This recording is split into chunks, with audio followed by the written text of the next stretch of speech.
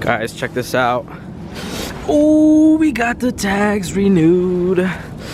But we ain't taking this out today. We're taking this out. And we're doing some POV driving today because it's been a while, and I know you guys how much you guys enjoy that POV drive. You can't start a video without a cold start.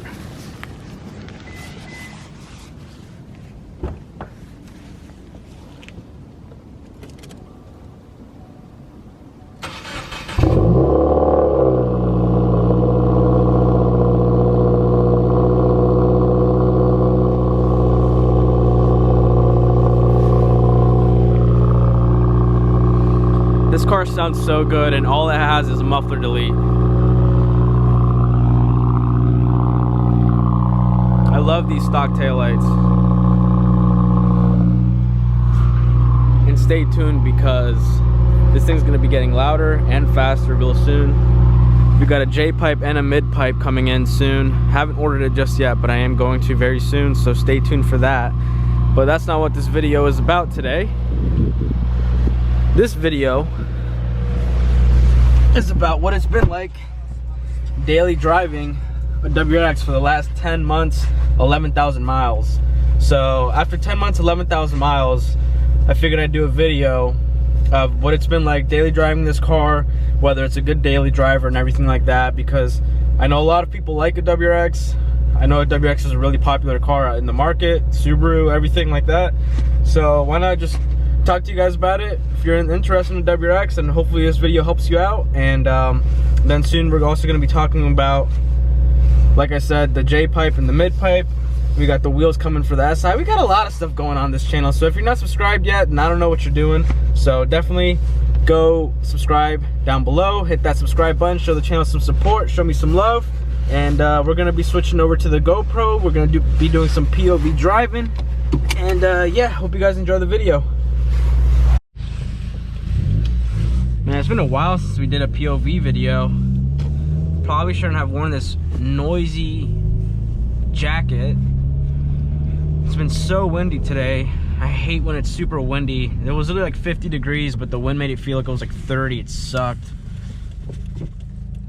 Ooh, WRX fam. I think the hardest part about doing a POV video is deciding where I'm gonna drive. When I don't have like a specific destination I'm going to, just deciding where I'm gonna drive. I don't want to go somewhere that's too dark, you guys can't see the road or can't see the video too well, it's too dark or something like that. But yeah, today we're gonna be talking about how this car is as a daily driver. You know, I've been daily driving this thing for 10 months. I've put 11,723 miles on this car in 10 months, almost 12,000 miles. So I mean, right there you guys can see I drive the heck out of this thing. And just about every week I do a trip to James Madison University, which is about an hour and 40 minutes. So I go see my girlfriend who goes there every week. So I mean, I drive this car a lot. So my commute to work is about 6-7 minutes, which is a blessing. I've never really had a big commute to work. My first job, it was about 12 minutes. This job is about 7 minutes. So I've never really had a commute to work where I have to sit in traffic or anything. But now that my girlfriend is going to James Madison, I literally go see her like every weekend. And it's about an hour and a half, hour 40-minute drive. So it's kind of long, and I do sit in traffic. And traffic and stick shift car, you know, they don't really go too well. But it's honestly not that bad with this car. You know, it's definitely something that's manageable. It's not something that gets annoying. I know a lot of people that if there's a lot of traffic in their area, they won't buy a stick shift car even though they want to. They'll lean towards, like I used to work at a Ford dealership, and people would go with an automatic Mustang because they didn't want to deal with a stick shift in traffic. Now I live in the Northern Virginia area, about 30-40 minutes away from DC, so there's a stupid amount of traffic here. And a lot of people get away from stick shift cars around here because of traffic.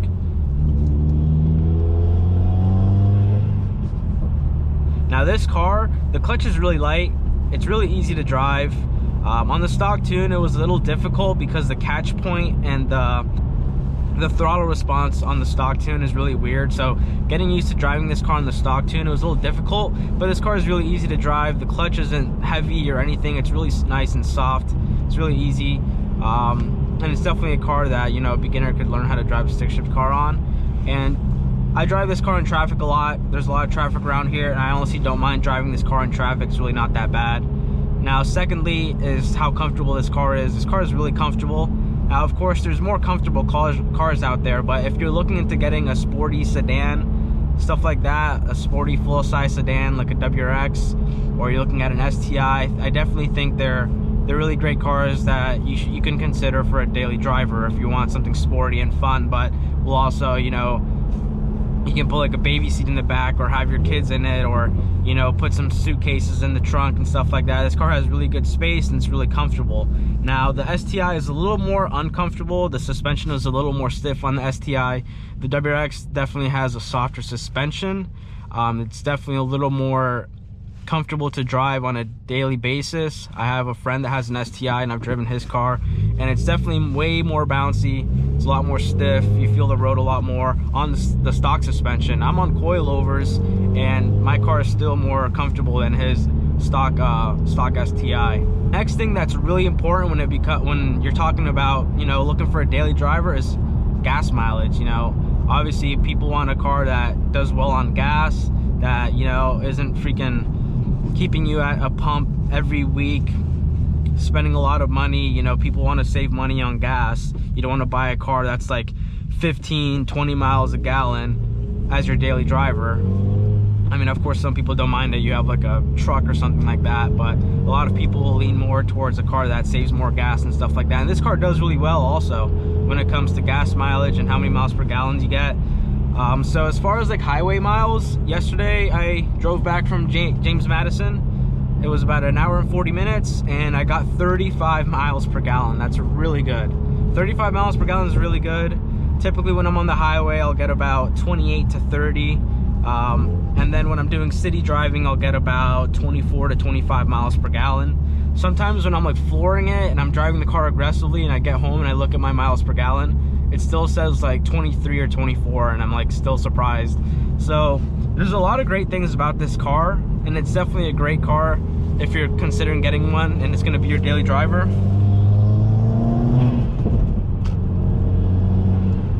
Always got to give it a little pull when you're going under a bridge.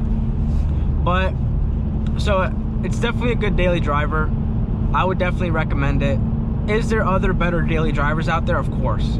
If I wasn't a car guy, if I wasn't into cars like this, I wouldn't look necessarily in the WRX's direction. If I was looking for a daily driver, I would look into, like, I took my SI to the Honda dealership to get some service done on it, and there was an Accord Sport in the showroom. That thing is sweet. It was so nice. It was, I think, like $1,000 cheaper maybe than the WRX. Like it was like fully loaded, had nav. They come with Apple CarPlay. I'm sure that car's suspension is a dream. It's probably so comfortable. And the car looks really good as well. You get LED lights and everything. So I mean, right there, a Honda Accord.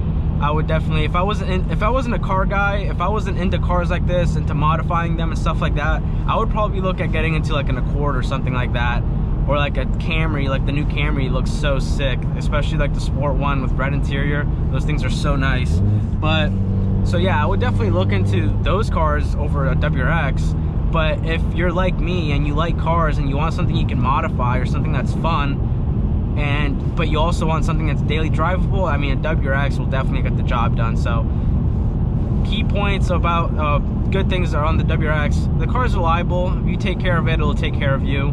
As far as space and comfort, there's plenty of space in the trunk.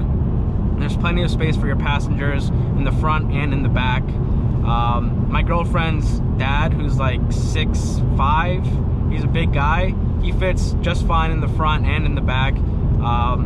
And as far as like miles per gallon, this car does really good on gas. Right now I have average 25.7 miles per gallon. And this car is tuned as well, and you can do a lot to this car also. So definitely, if you're looking into something that, you know, you want to have fun with, maybe you want to modify stuff like that, but you also you know, have to have something that's good and that you can daily drive and you won't have any issues with it, the WRX is definitely a good car. I definitely recommend it if you're considering one. And a big plus always is that this car is all-wheel drive, so that's one thing where a Camry or an Accord might fail you on. If it comes to you need to get somewhere and it's snowing outside, you know, a WRX is definitely going to do a better job than one of those cars. And I used to work for Ford, and that's one thing that Ford does have is all-wheel drive sedans like the Ford Fusion or the Ford Taurus. And there's other cars out there that are all-wheel drive, but they might be a little more expensive. So you fall in about the, oh, that's nice, look at that. Nice TSX and some nice fancy wheels lowered. That thing's fresh. But anyways, so with the WRX, I got the base model, and you're falling at about 26, 27, depending on the dealership before taxes, tax, and fees. So I got this at 28.5 out the door, 28.5 flat. That's what I told them I wanted to be at, and I ended up getting them down to that price.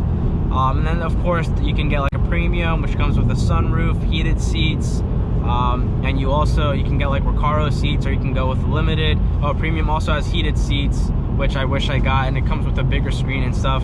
So, and that'll cost you about $2,000 more. And then the limited is about mid-30s, closer to the STI price range. So if you're considering a WRX, I think it's a really great daily driver. I've been daily driving it for almost a year now. I've put about 11, almost 12,000 miles on it. It's done a good job. I have had no issues. It's a comfortable car. The base seats aren't the most comfortable, but I have no complaints. And I definitely love this car. Love it, like I still love it. Like if I drove it off the lot just today, I think it's a great car. I love the way it looks. It has a great appearance to it, and it's just a great car overall. But is there better daily drivers out there? Definitely, of course. You have Accords, you have Camrys, you have stuff like that. But if you're in this type of market for a vehicle, then definitely WRX is a great car if you're, you know, debating on whether you should get one or not. So I hope you guys found this video helpful. Like I said, if you're not subscribed to the channel already, then make sure to hit that subscribe button down below. Give the video a big old thumbs up, and stay tuned for the upcoming videos that I have for you all. Like I said, this car is going to be getting quicker and louder real soon, because I'm going to be getting a J-pipe and a mid-pipe from either Grimspeed or Cobb. So I'm going to be doing a review on that. That means we're going to be going stage 2 plus.